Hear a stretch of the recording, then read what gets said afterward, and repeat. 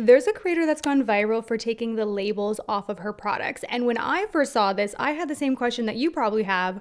Why? When I started detaching the brands from my products and seeing my mascara as just mascara, it immediately quieted the brand voices and identities in my head. I feel like I'm finally able to value the things that I already own so much because I'm finally seeing my products for only their function. And when you start to detach from brands in that way, you realize pretty much immediately how you have everything you already need at home. So to do this, she will either like take the label off if it's a sticker, or if it's printed on there, she'll rub it off with a magic eraser, or she'll even take different colored masking tape and just tape over the label so you can't see anything. And she says this has completely changed her life and the relationship that she has with her products. I saw one of her videos for the first time probably last fall, and I was like, okay, interesting. I probably wouldn't do that, but I love that for her. That's super cool. Then I started to see more and more of her videos, and every single time one pops up, I'm so intrigued by it. And I kind of think this is the next wave of like the underconsumption trend. You know, first we had the anti-haul, then de-influencing, then underconsumption. Last year we had the resurgence and popularity of the Project Pan. And I'm thinking 2026 is when we'll see more of a conversation around delabeling and just decentering brands. Not that I think everyone's gonna go rip their labels off. I know personally, I don't know if I see myself actually doing that,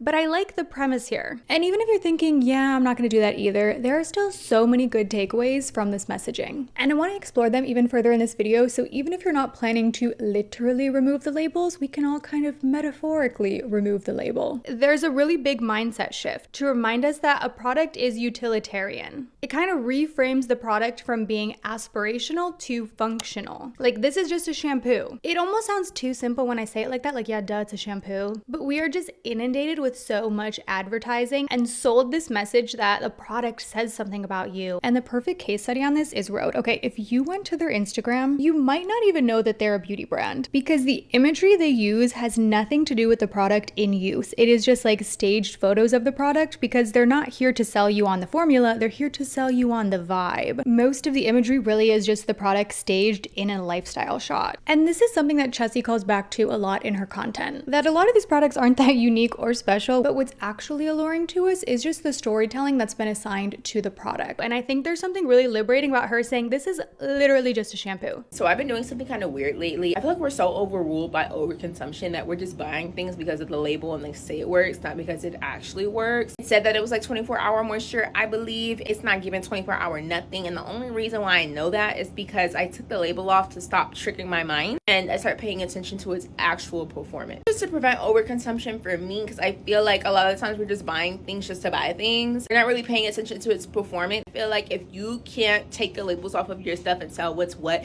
you probably have too much stuff and you're not using the things that you have for its actual performance. You're using it to like cope with something more than likely. And it calls back to a video I posted in 2024 titled, "You Don't Like Makeup, You Just Like Buying Stuff." Bold title, I know, but in that video, I talked about how the act of using the product should be the most enjoyable part. But for a lot of us, the rush actually comes from buying it, owning it, seeing it. And it took me a while to kind of break that mindset and remind myself that like, no, I'm buying this because I want to use it. Not because it's pretty, not because it signals something about me and my taste and the brands that I use. That's what they want me to believe when I buy it. But in reality, like this product is a tool to achieve the outcome I'm looking for. And again, it is one of those things you say it out loud and it sounds so simple, but it is a huge mindset shift for so many people because shopping, owning luxurious things is viewed as really aspirational. It's really the fantasy self trap, and I talk about this all the time. I'm always reminding myself, like giving myself a check-in of like, no girl, you're buying that for your fantasy self. But a lot of brands and beauty brands in particular are highly successful at marketing to the fantasy self. Okay, Charlotte Tilbury, best example here. The products are average at best, but they're packaged in this beautiful, alluring way where you just want to be a Charlotte Tilbury girl. Like you want to buy into the illusion of the lifestyle that the brand represents. And they sell that fantasy to the consumer. But when you strip back the marketing, They're just regular makeup products. Don't get me wrong, the formulas are fine, but the allure is less about the product itself and more about the fantasy of the world that they've created through their marketing. It also comes back to the drugstore versus high-end debate. 9 times out of 10, the formulas are pretty comparable, and the distinguishing factor really is the packaging, the storytelling behind the prestige products. But when you're able to disconnect that by maybe literally removing the label, you're able to be a bit more objective in your purchases without falling for the fantasy. And again, I don't know that I'm going to take all my labels off. I think it's a great idea and I love it for anyone who wants to do that. And Chessie has talked about how she's breaking a shopping addiction, and this has been a really successful strategy for her to do that. Like, I don't know if I'll adopt that strategy, but what I do want to adopt is her mindset that this is just a product. Parasocial marketing, which has been so popular in recent years, where brands, especially beauty brands, position themselves kind of as your friend. Not because they actually are your friend, but because they want you to buy more of their stuff. You know, even in the way that they speak to their consumers, it is like the way you and I would talk to one another. Darlings, darling, hi darlings. Not only that, they're very immersed in like meme culture and jumping on every cultural trend. They interact with their customers the same way we would all interact with one another. Like, they have positioned themselves as a person. And they're not doing this on accident, they're doing it because it's a very successful strategy to sell to their consumer. It's almost a way of kind of forcing brand loyalty here. They're in your comments, they're calling you bestie. It's honestly kind of cringy. How do you do, fellow kids? What? But a brand is not your friend, a brand is not a person. And I like the idea that removing the label, whether you're doing it in the literal way or the metaphorical way, takes that power away. And what I will also say about this mindset shift, and this is very much like my opinion, not Chessie's, but I like that it's not about like, hey, don't ever buy anything again, because that's not practical. I'm not against ever purchasing anything again. I know that is not going to stick. We use things, these products are tools, but I like that this idea says, hey, don't be held captive by these brands. Like, let these products and these purchases be tools and exist simply as that. I'm going to leave a recent YouTube video that she posted down below where she explained her whole mindset shift here. I think she goes really into depth. I really think you should check that video out. But she talked about where this idea for her grew from the idea of eliminating visual clutter. In an interview, she said, even when you aren't actively reading the labels on bottles, your mind still passively comprehends and internalizes them.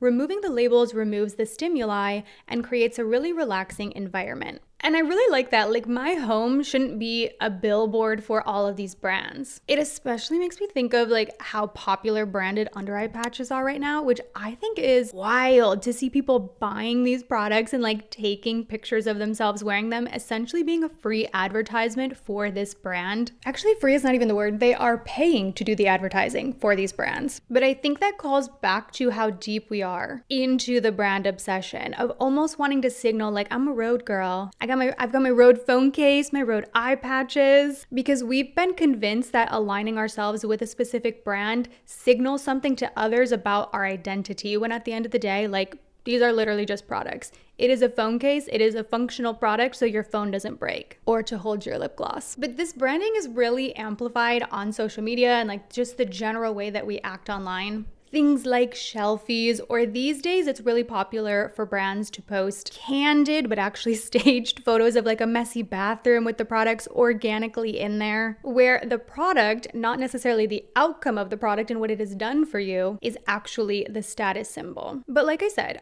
I don't think I'm going to adopt this on a literal level of removing the labels, but mentally I'm removing the labels. I'm like decentering the brands. And it's actually reminding me a lot of the overall goal that I gave myself for 2026. I'm really not big on like New Year's resolutions, but I told myself that I wanted to end the year feeling like I collected so many memories and not so many things. I would say that's just my general outlook on life. I don't want to spend my money on a lot of things. I want to experience a lot of things. But in 2026 in particular, I've been very intentional about it. And I've been trying to do just really unique experiences that I will look back on at the end of the year or later in my life and think, okay, that's so cool that I did that. Like random stuff, okay? I love a side quest. And I just posted about this on my Instagram. I shared some of the activities that I got up to in January and in the beginning of February. For example, I went to a burlesque show, lots of museums. I did a stamp making class.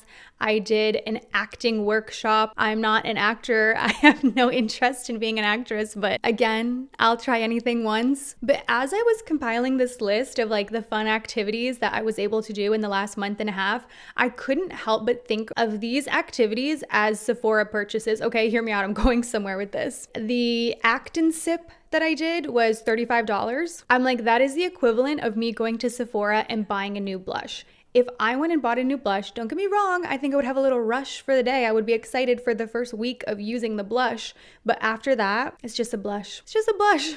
I don't think it would bring me much fulfillment, but you know what did? This acting class and getting on stage and embarrassing myself and just having a fun day with my friend, having these memories. Okay, my stamp making workshop, I don't remember the exact price off the top of my head, but it was around the cost of buying a foundation from Sephora. So again, I could have an extra foundation in my drawer, or I could have this really fun experience of making my own stamp. I will say, if you want to make your own stamp, you don't even need to do a class. Like, you can very easily DIY that at home.